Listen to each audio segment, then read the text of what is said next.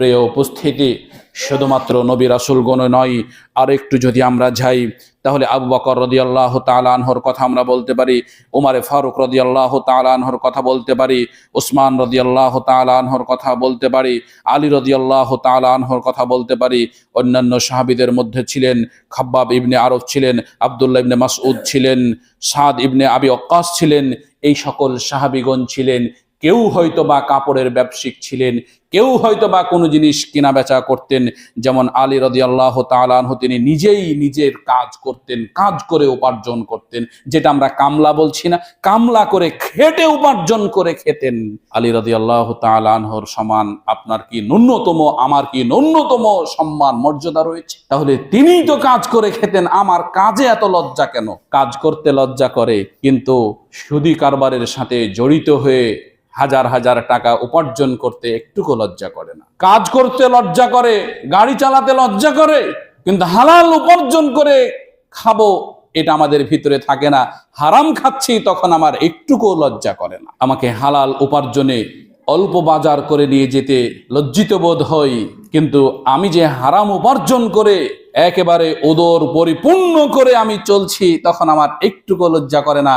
আমি অন্যায়ভাবে উপার্জন করে এ সকল করছি, অন্যের হক মেরে আমি আমার উদর ভর্তি করছি, এটা আমাকে একটুকু লজ্জা দেয় না। প্রিয় উপস্থিতি, আল্লাহ সুবহানাহু ওয়া তাআলা ও প্রিয় নবী মুহাম্মদুর রাসূলুল্লাহ সাল্লাল্লাহু আলাইহি ওয়াসাল্লামের একাধিক আয়াতগুলো, একাধিক হাদিসগুলো সত্যি যখন দেখি, তখন সত্যি বড় আফসোস হয়, সত্যি আমাদের বড়ই অনুতাপ হয় যে আসলেই এতগুলো পদ্ধতি থাকার পরেও, এতগুলো ইতিহাস থাকার পরেও, এতগুলো ঘটনা থাকার পরেও আমরা সত্যি সেই দিকে যাই না।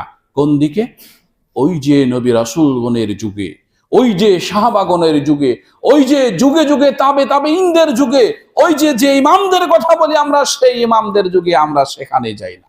আমরা যে ইদানিং কালের 150 বছর, 200 বছর, 150 হিজরি, 200 হিজরি, 300 হিজরি, 400 হিজরি, 500 হিজরি, এই সকল হিজরির যে ইমামদের কথা বলি, এই ইমামগুলোর একটু জীবনের বৈশিষ্ট্যগুলো দেখি। 150 বছর পূর্বে 150 হিজরি, 200 হিজরি, 80 হিজরি, 76 হিজরি থেকে শুরু করে ইমাম আবু হানিফার কথা বলেন, ইমাম আহমদ বিন হাম্বলের কথা বলেন, ইমাম শাফির কথা বলেন, যেই ইমামের কথা বলেন না কেন, এই যে এই পর্যায়ের ইমামগুলোর একটু জীবনী ঘাটেন তো আপনি। আপনারও তো একটা জীবনী রয়েছে, ইতিহাস রয়েছে, তাদেরও তো একটা জীবন রয়েছে, ইতিহাস রয়েছে। কত সম্পদ ছিল, কি ব্যবসা ছিল তাদের, উপার্জনটা কি ছিল, খাবার দাবার পদ্ধতিটা কি ছিল, তারা কতটুকু খেতেন, কতটুকু উপার্জন করতেন, কোন পদ্ধতিতে উপার্জন করতেন। আমরা ওই দিকে না গিয়ে আজ থেকে 20 বছর, 30 বছর পূর্বের ইতিহাসে পড়ে আছি। অমুক এই করতো, অমুক ওই করতো। আর একটু আগান না কেন আপনি? বেশি দূরে যেতে হবে না, আজ থেকে 100 বছর পূর্বে যান দেখি আপনি, 80 বছর পূর্বে যান দেখি আপনি। উপার্জিত পদ্ধতিগুলো কত হালাল ছিল।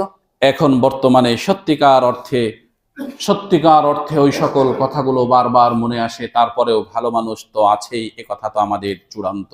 মানদাল্লাযী ইউকরিদুল্লাহ করদান হাসানা, কে আছো যে আল্লাহকে করজে হাসানা দান করবে? ফায়ুদাইফাহু লাহু আযাফান কাসীরা, আল্লাহ তাকে এর চাইতে অধিক গুণে দান করবেন। কিন্তু সত্যিকার অর্থে এখন করজে হাসানা নেই বললেই চলে, তবে আছে। একথাও চূড়ান্ত সত্য, একথাও চূড়ান্ত সত্য। করজে হাসানা এখনো আছে। যারা পাওয়ার তারা ঠিকই পায়, যারা দেওয়ার তারা ঠিকই দেয়, কিন্তু যারা পাওয়ার যোগ্যতা হারিয়ে ফেলেছে তারা আর পায় না। আপনি মানুষের কাছে ধার করতে যাচ্ছেন, আপনি ধার পাচ্ছেন না, ধার দেওয়াটাই হচ্ছে করজে হাসানা। আপনি ধার পাচ্ছেন না, আপনাকে প্রথমে বিচার করতে হবে আমি আসলেই ধার পাওয়ার যোগ্যতা হারিয়ে ফেলেছি। যার কাছে চাচ্ছি তার কাছে কি টাকা নেই? অবশ্যই আছে, আছে বিধায় আমি চাইতে গেছি, কিন্তু আপনাকে দিচ্ছে না কেন? আপনি পাওয়ার যোগ্যতাকে হারিয়ে ফেলেছেন। পাওয়ার যোগ্যতা যদি আপনার থাকতো তাহলে আপনি অবশ্যই পেতেন। প্রিয় উপস্থিতি, এভাবে করে এক এক করতে করতে আমরা কোরআন সুন্নাহ থেকে বহুদূরে সরে গেছি। এখন আমরা একেবারে লেনদেনের ক্ষেত্রটা প্রকৃতপক্ষেই একদম সুদি কারবারের সাথে জড়িত হয়ে পড়েছি।